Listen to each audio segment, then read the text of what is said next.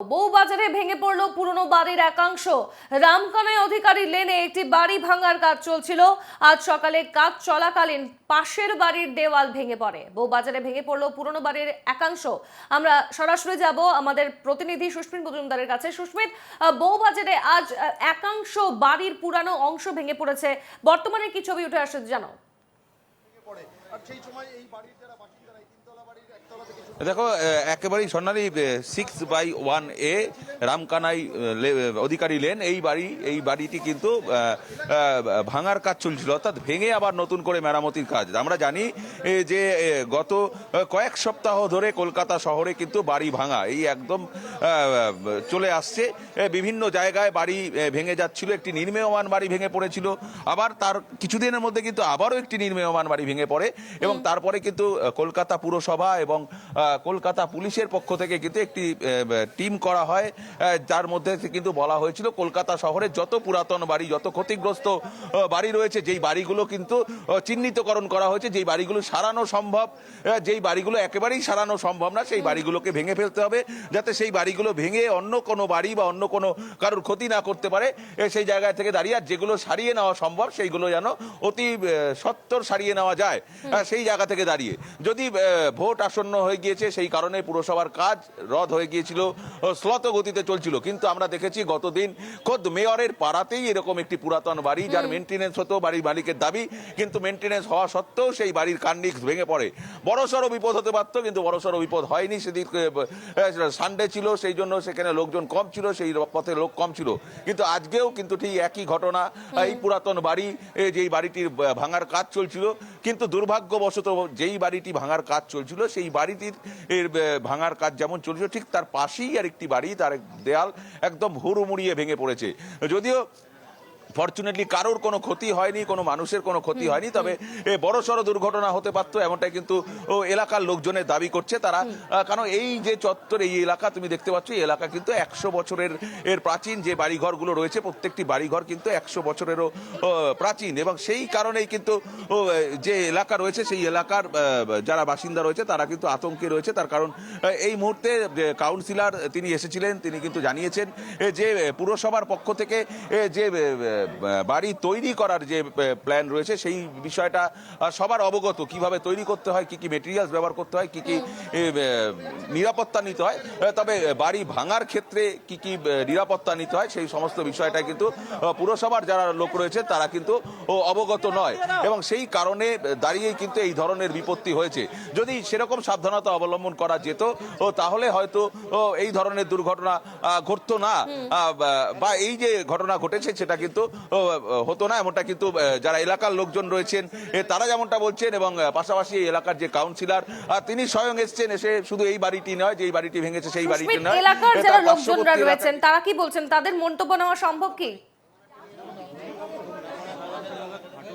দেখি একটু কথা বলার চেষ্টা করবো, সরাসরি যদি কথা বলা সম্ভব হয়। এই যে আজকে এইখানে হঠাৎ করে বাড়িটা ভেঙে পড়লো, আপনারা এখানে ছিলেন? হ্যাঁ নিশ্চয়ই, আমি ওপরে ঘরে শুয়েছিলাম, হঠাৎ আমি যখন ভাঙছি, আমি এই কী ভাঙছে কী ভাঙছে, কিছু না, আমরা এই দেয়ালটা ভাঙছি, দেখুন আমাদের বাড়ি ভেঙে যাচ্ছে, তখন আমার ঘরের দিয়ে বড় বড় ভেঙে চাই পড়ছে।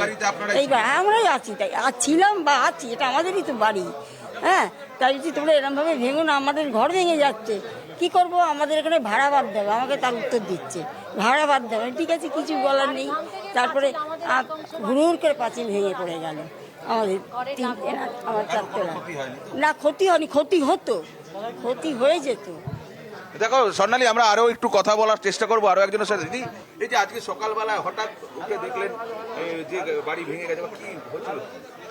ব্যাপারটা যে ওরা কাল থেকে ওই পাঁচিলটা ভাঙার চেষ্টা করছে, একটা ওয়ালে তো বাড়ি, আমাদের তো একটাই ওয়াল, একটা ওয়ালে তো বাড়ি। ওদের বারে বারে বলছি যে তোরা ভাড়া বাঁধ, বেঁধে আস্তে আস্তে করে ঠুকে ঠুকে ফেল, ঠুকে ঠুকে ভাঙ। আমাদের প্রতিবেশী খুব ভদ্র, নাহলে ওদের কাজ করতে দিত না, কাজ করতে ওরা পারতো না, ওরা ডেয়ারিং, ওরা কিচ্ছু মানে। আজকে সকাল থেকে উঠে দেখি ফের ওই, আর যে বাড়িটা থেকে ভাঙলো ওই বাড়িটা কিন্তু কেস চলছে ভাই বোনের, বাড়িটা কিন্তু লক অ্যান্ড কি, আইনগত বাদে কিন্তু পারে না ওই বাড়িতে উঠতে, কিভাবে উঠেছে আমরা জানি না।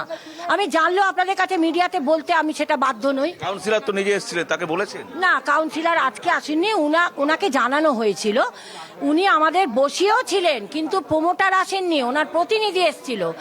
ওনার যেটুকুনি কর্তব্য উনি বলেছেন, দেখুন পাশাপাশি থাকে এক ওয়ালে বাড়ি, দেখবেন ওনাদের যেন কোনো ক্ষতি না হয়, ওনাদের ক্ষতি করে কোনো কাজ করবেন না। আমাদের কাউন্সিলর কিন্তু মানুষ খারাপ নন, আমরা যেটুকুনি দেখছি উনি এই 5 বছর এসছেন, কিন্তু হতে যাচ্ছে।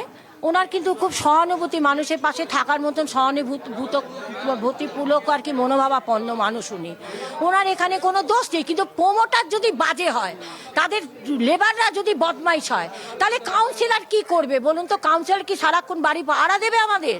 দেখো একেবারে স্বর্ণালী, এই যে সবার কাছে কিন্তু একটাই কথা যে বাড়ি ভাঙার ক্ষেত্রে কোনো গাইডলাইন মানা হয়নি বা কোনো গাইডলাইন, একটু কথা বলার চেষ্টা করি দাদা। এই যে বাড়ি ভাঙার ক্ষেত্রে কি গাইডলাইন আছে যে ভাড়া বাড়তে হয়?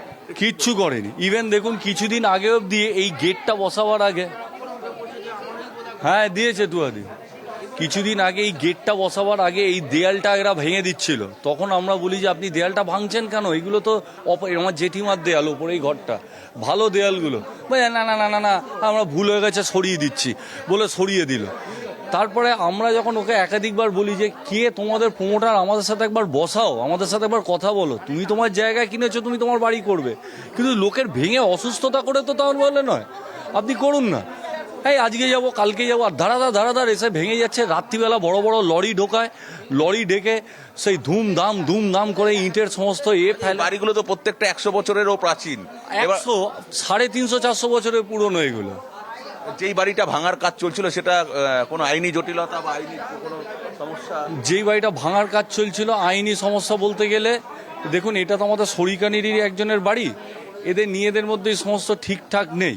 দুই ভাই মিলে এরা কাকে কিভাবে দিয়েছে আমাদের সাথে কোনোভাবে বসছেও না, বলেও নি, এই অবধি তাই জানি। অর্থাৎ আর আমরা সুস্মিতা, আমরা বর্তমান যুগে বুঝতেই সবাই পারছি, নিজের খবরে রুটি আমাদের নজর রোজগারের থাকবে। যারা স্থানীয়রা রয়েছেন তারা কিন্তু রীতিমতো প্রমোটারদের উপর অভিযোগের আঙুল তুলছেন, তারা কাউন্সিলরের উপর দোষ চাপাচ্ছেন না, এবং এই বাড়িগুলো প্রায় 300 থেকে 350 বছরের পুরনো বলে দাবি করছেন এলাকার বাসিন্দারা। ধন্যবাদ তোমাকে সুস্মিতা।